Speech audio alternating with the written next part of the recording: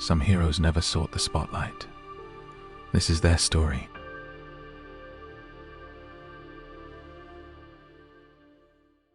The 26th of April, 1986, 1:23 a.m. While the world slept, Aleksandr Lelechenko, a 47-year-old electrical engineer, was finishing his night shift at Chernobyl nuclear power plant. In exactly 3 minutes, his life would change forever.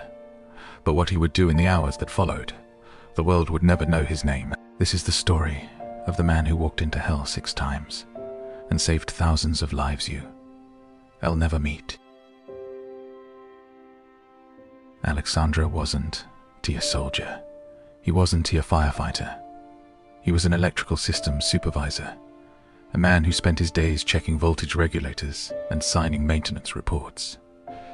Born in a small village outside Kyiv, he had worked at Chernobyl since 1977. His colleagues called him Sasha. He drank tea with 3 sugars, smoked Bela Morganell cigarettes, and had a photograph of his 2 daughters taped inside his locker. He was 5'9", slightly overweight, with thinning hair and reading glasses he constantly misplaced. He was, in every way, ordinary. That night, he was supposed to go home at 2 a.m. His wife, Irina, had left dinner wrapped in foil on the kitchen counter. His younger daughter had a piano recital the next afternoon. At 1:26 a.m., Reactor 4 exploded. The building shook. Alarms screamed. In the control room, chaos erupted as men shouted contradictory orders. Aleksandr was in Sector B when the blast occurred. Far enough to survive, close enough to understand what had just happened. Most people ran toward the exits. Aleksandr ran toward the emergency electrical room. Here is what he knew that others didn't. When the reactor exploded, it severed the main power supply to the cooling pumps of reactors 1, 2, and 3. These reactors were still operational without power to their cooling systems. They would overheat. 3 more explosions, a catastrophe beyond imagination. The backup diesel generators had kicked in, but they were failing. Someone needed to manually bypass the damaged circuits and reroute power from the auxiliary grid. The electrical room was on level -3, in the basement directly beneath Reactor 4, where the radiation levels were already lethal. Aleksandr looked at the dosimeter on the wall. The needle had pinned itself at maximum. The device wasn't broken. It simply couldn't measure radiation that high. He picked up a screwdriver and a flashlight. His hands didn't shake. Not yet. The stairwell was filled with smoke. Aleksandr tied his jacket around his face and descended. The air tasted like metal. His skin began to itch almost immediately. The first sign of acute radiation exposure. Level -1, level -2, level -3. The door to the electrical room was jammed. He kicked it open. Inside, 3 main circuit panels controlled the cooling systems. 2 were sparking, their casings melted by the heat. Water from burst pipes ran across the floor. Every second here was subtracting weeks from his life. Aleksandr opened the first panel, rewired the bypass circuit. His fingers worked mechanically, muscle memory from 20 years of electrical work. The lights flickered. Cooling pump for Reactor 1, operational. He moved to the second panel. The metal was hot enough to burn through his gloves. He worked faster. Reactor 2, operational. The third panel was underwater. Aleksandr waded into the flooded section of the room, the water rising to his knees. He didn't know it was radioactive coolant. Or perhaps he did, and simply had no other choice. Reactor 3, operational. He had been in the room for 11 minutes. The recommended maximum exposure time was 45 seconds. When he emerged from the stairwell, his face was bright red, as if sunburned. A medic tried to stop him to get him to the medical station. Aleksandr pushed past him. "Not yet," he said. Over the next 7 hours, Aleksandr went back down 5 more times. Second trip, the auxiliary generators were overheating. He recalibrated the voltage regulators manually, preventing them from catching fire.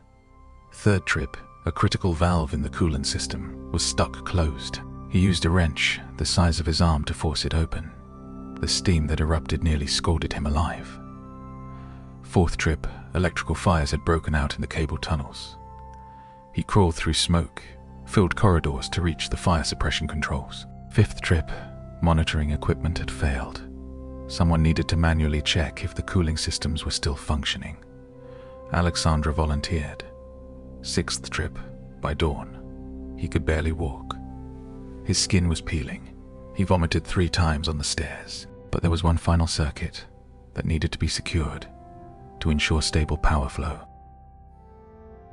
Each time he descended, his colleagues told him not to go. Each time, he went anyway. By 8:30 a.m., the situation was stabilized. Reactors 1, 2, and 3 would not explode. The evacuation of Pripyat could proceed in an orderly fashion. 30,000 people who would never know his name, would live because of what he had done. Aleksandr was taken to Hospital 126 in Moscow, to a special ward for acute radiation syndrome patients. His wife and daughters were not allowed to see him. The radiation levels in his body were still too high. The doctors did what they could, but Aleksandr had absorbed an estimated 2,300 roentgens of radiation. Roughly 400 is considered fatal. His bone marrow was destroyed. His organs began to fail systematically. He died on May 11, 1986, 15 days after the disaster. No news cameras filmed his funeral. No medals were presented. The Soviet government classified most information about the disaster, including the names of those who had prevented it from becoming even worse. His wife received a small pension. His daughters grew up. Life continued. Here is what haunts me about Aleksandr's story. For decades, he was forgotten, not because people didn't take care, but because no one knew. The official reports mentioned plant workers who had acted to prevent further damage.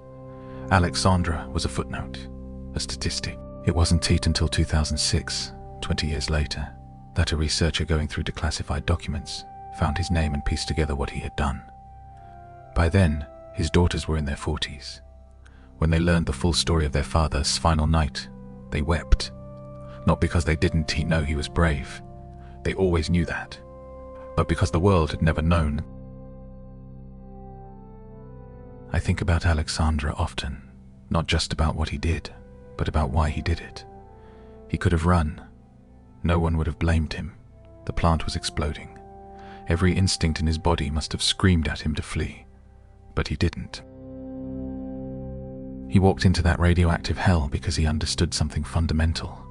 Someone had to. It wasn't glory. It wasn't recognition. It wasn't even certainty that he would succeed. It was simply this: if he didn't try, thousands would die.